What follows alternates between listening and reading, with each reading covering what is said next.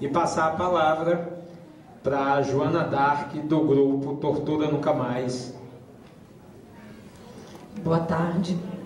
Eu queria parabenizar a organização do movimento e parabenizar o jornal Inverta e o jornal Grama, e agradecer, né, em nome do grupo Tortura Nunca Mais.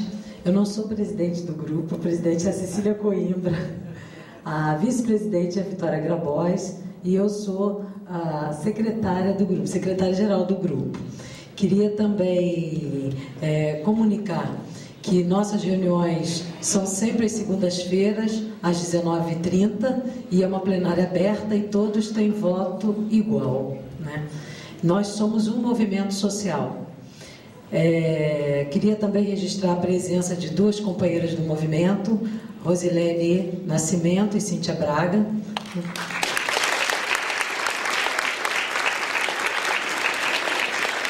O grupo existe há 22 anos, né? Começa e tem se renovado, né, nas figuras de filhos, né, de militantes e de pessoas que estudam a memória da ditadura. Eu sou professora da Unirio, da Universidade Federal do Estado do Rio de Janeiro, e desenvolvo trabalhos de pesquisa e de orientação sobre a memória da ditadura brasileira. Bem, no primeiro seminário do Grupo Tortura Nunca Mais, a gente pretende fazer um outro seminário ano que vem, né? O Dr. Hélio Pellegrino, ele define a meta do grupo, o que pretende o Grupo Tortura Nunca Mais. Então, essas são as palavras dele. Fome é tortura, doença é tortura, ignorância é tortura, relento é tortura, criança abandonada é tortura. A tortura existe e ela é praticada institucionalmente no Brasil, na medida em que persiste essa monstruosa diferença de classe e essa injustiça e iníqua distribuição de renda. Então, essa é a proposta do Grupo Tortura Nunca Mais, né? Lutar contra todas as formas de tortura. Em primeiríssimo lugar, eu gostaria de ressaltar que democracia e capitalismo são termos antitéticos. Eles se negam mutuamente. Onde há capitalismo, não pode haver democracia entendida em seu sentido pleno, como experiência popular. E o que é democracia? O que esse esboço, essa monstruosa coisa que se chama democracia aqui, né, não implicou em nenhum lugar diferente, né, do que a ditadura fez aqui no Brasil. Então a gente tem um avanço muito pequeno, né, muito pequeno. E cada vez a gente está vendo processos de luta, mas também processos de retração e de criminalização dos movimentos, de vários movimentos, né? Nós, do Grupo Tortura Nunca Mais, vimos comunicar que fomos condenados, e é bom falar nome de juiz e nome das pessoas, para ficar claro assim, né? Então, nós fomos condenados pela juíza da 42ª Vara Civil do Estado do Rio de Janeiro, doutora Maria Helena Pinto Machado Martins, a pagar R$ 47.500 de danos morais para os policiais federais Roberto Prel Júnior, Luiz Oswaldo Vargas de Aguiar, Luiz Amado Machado e Anísio Pereira dos Santos, por termos divulgado em nosso site uma denúncia feita por um cidadão, Carlos Abel, de que ele tinha sido preso na rua simplesmente por estar em atitude suspeita.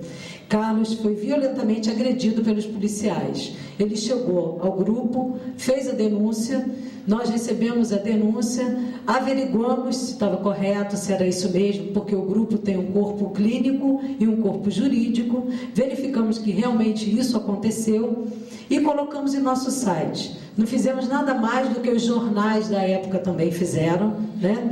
Esses fatos foram divulgados pela imprensa, motivaram a atuação do Ministério Público Federal, que processou os policiais envolvidos. Tais fatos constam no relatório sobre tortura da Anistia Internacional e da Comissão contra a Tortura da ONU.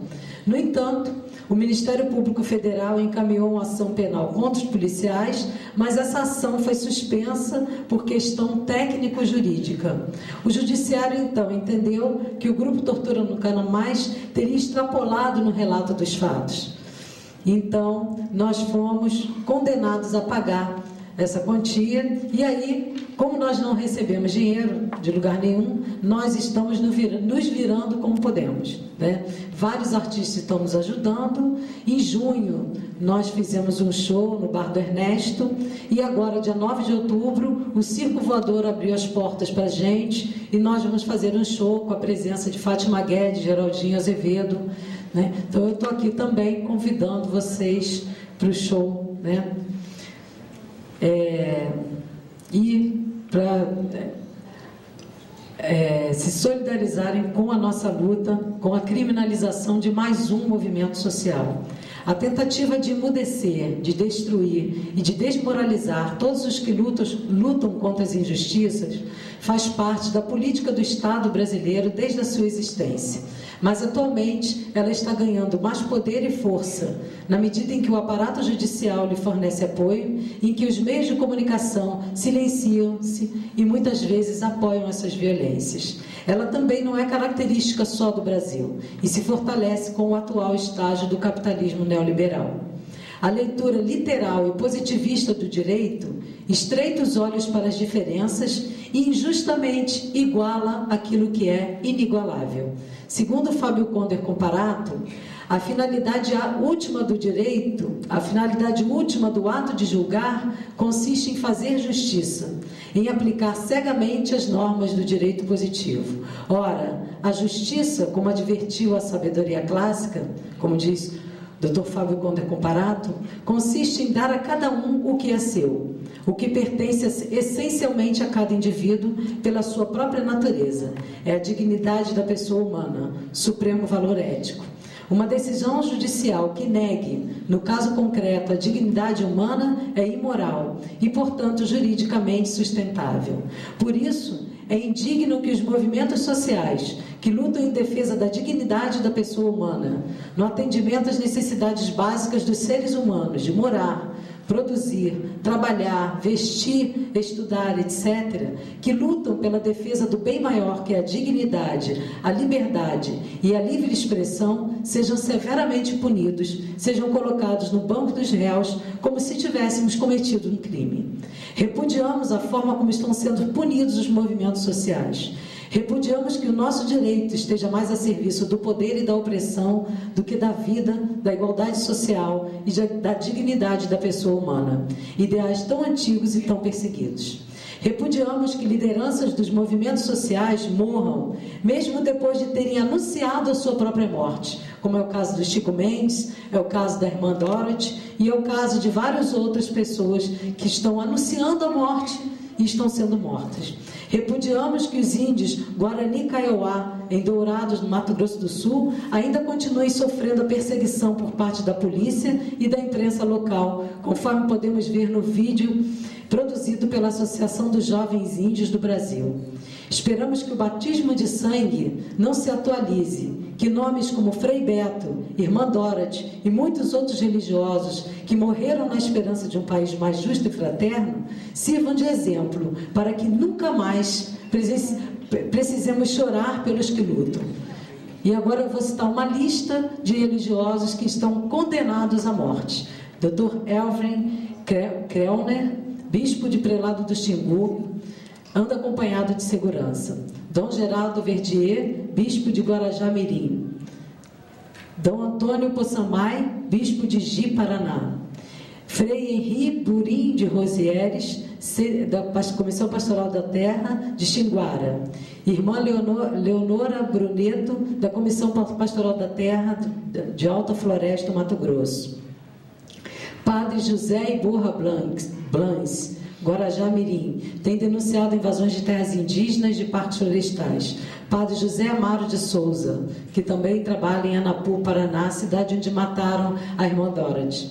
Repudiamos que muitos veículos de comunicação de massa não divulguem esses fatos, pois na medida em que denunciamos, enfraquecemos aqueles que desejam o silêncio opressor e a impunidade. Que a imprensa, no lugar de produzir esquecimentos, produza memórias de luta do nosso povo. Repudiamos também o que tem acontecido nos últimos meses, quando presenciamos os mais cruéis atentados contra a vida e a pessoa já existentes no Rio de Janeiro. A cada violência segue-se uma outra ainda mais cruel, tornando a violência anterior obsoleta e diminuta, em comparação com a outra mais nova e mais requintada.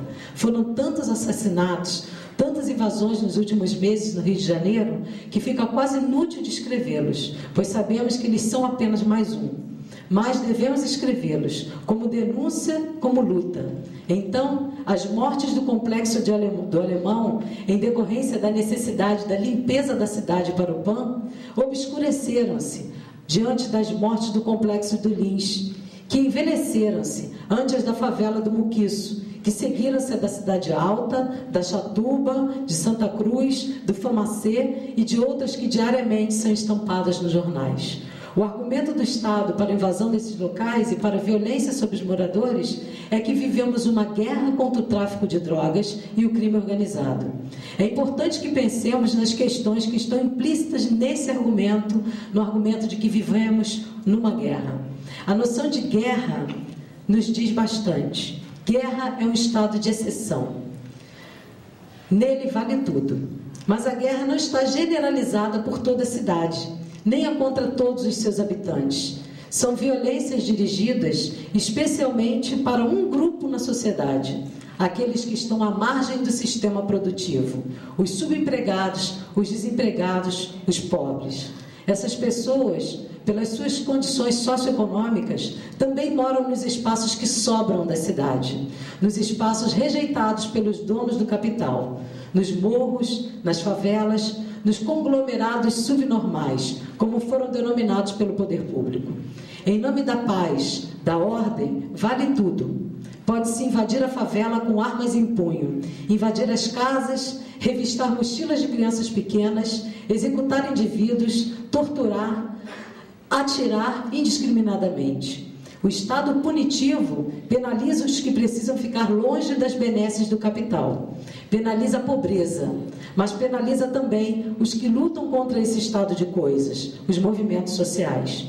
É nesse contexto que podemos interpretar o processo por violação do direito autoral dirigido contra as pessoas que criaram ou usaram a camisa com desenho do Cauê, símbolo do PAN com um fuzil na mão. Inúmeros símbolos oficiais são usados e recriados indiscriminadamente aqui no Brasil, tais como modelos que usam biquínis com o símbolo da bandeira do Brasil. No entanto, não se indiciam seus autores por violação a nenhum direito. Essas ações condenatórias abrem sério precedente político contra os defensores dos direitos humanos no país. O modelo neoliberal reafirma a lógica do lucro e transforma tudo em mercadoria. A violência é uma mercadoria a ser consumida. Não se discute a origem das armas utilizadas pelos bandidos e nem das drogas vendidas nas favelas. Trata-se da violência como algo natural da favela. O jornal o Globo, do dia 5 de agosto de 2007, no Rio, revelou que 1 em 4 armas de posse dos bandidos é da polícia. Segundo o relatório da Comissão Parlamentar de Inquérito de 2006 sobre as organizações criminosas do tráfico de armas, divulgados no Congresso Nacional. A conclusão mais surpreendente dessa CPI foi a constatação de que 18% das armas rastreadas foram originalmente vendidas ao Estado, especialmente às forças de segurança pública, Polícia Militar, Civil e Federal, às Forças Armadas e aos demais órgãos públicos. A reportagem conta que até mesmo o BOPE, tão falado nesse filme, né? Vende armas para o tráfico de drogas. No mesmo caminho, a informação sobre violência também opera na lógica da mercadoria. Produz na sociedade a necessidade sobre o conhecimento do medo que é produzido, como se a informação sobre o medo nos protegesse de futuros infortúnios. Quem não deseja conhecer o seu medo? A série de reportagens produzida pelo Jornal Globo nos últimos 2 meses, intitulada Ditadura na Favela, busca relacionar a ditadura militar com uma possível ditadura do tráfico, que tem seu locus na favela hoje. A despeito das análises interessantes de pessoas sensíveis a essas questões, que foram encaminhadas pelos jornais, né? O encaminhamento dessas reportagens nos leva a crer que o tráfico de drogas está na favela e que ele reproduz a ditadura. Tem 3 questões finais que eu gostaria de falar sobre essas reportagens. Primeiro, a ditadura no Brasil sequer foi devidamente assumida pelo Estado e trabalhada na memória da sociedade, pois ainda não conseguimos nem mesmo a abertura dos arquivos secretos, nem a finalização do julgamento de nenhum torturador. E, no entanto, ela é reabsorvida, ressignificada, jogada para debaixo do tapete da história pelos meios de comunicação. O uso indevido do conceito de ditadura colabora para a dimensão do esquecimento, dos efeitos nefastos que a ditadura provocou e aniquila sua verdadeira intenção, que foi um projeto político deliberado de acumulação de capital exercido pelo Estado brasileiro. O segundo perigo da ditadura na favela é a própria expansão do conceito de ditadura para a sociedade civil. Ditadura é uma ação autoritária do Estado contra a sociedade. É a ausência de todos os tipos de manifestação política. É o Estado promovendo a completa violação de todos os direitos. É um estado de exceção. O que ocorre nas favelas é a ação repressora do Estado, aliada à conivência e à cumplicidade entre bandidos e policiais. Esta ação é fortalecida pela ausência de uma ordem capaz de instituir a ideia de público, capaz de incentivar a participação dos moradores junto aos interesses do Estado, capaz de fazer valer, no sentido estrito do conceito de cidadania. Isso é muito diferente de ditadura. Terceiro, o termo ditadura nos leva ao desejo de pôr fim a esse estado de exceção pela ação violenta e interventora de alguém que se coloque acima da desordem como um poder paralelo, o que pode nos permitir justificar as invasões violentas dos policiais. Bem, essa questão também envolve o Plano Nacional de Segurança Nacional, mas eu preciso concluir, né? Eu só estou terminando com a ideia de que a tentativa de solução dessa questão, através do PRONASSE, o Plano Nacional de Segurança Pública e Cidadania, né, que envolve ações como o próprio plano prevê, né, primeira tomada pacífica do território da favela, com mobilização comunitária, né, primeiro uma tomada pacífica da favela com mobilização comunitária, mas essa tomada somente quando for possível. Caso a situação no território seja incontrolável, como favelas dominadas por traficantes, inverte-se o processo. Ou seja, é um Plano Nacional de Segurança que já prevê uma ação violenta na favela. A produção dessas violências, no entanto, gera um conjunto de rastros que, na contracorrente do poder do capital, produzem memórias constantemente relidas pelos grupos envolvidos nas lutas diárias dos movimentos sociais, que cobram do poder público uma resposta a essas ações, no rastro do intraduzível, do imetaforizável.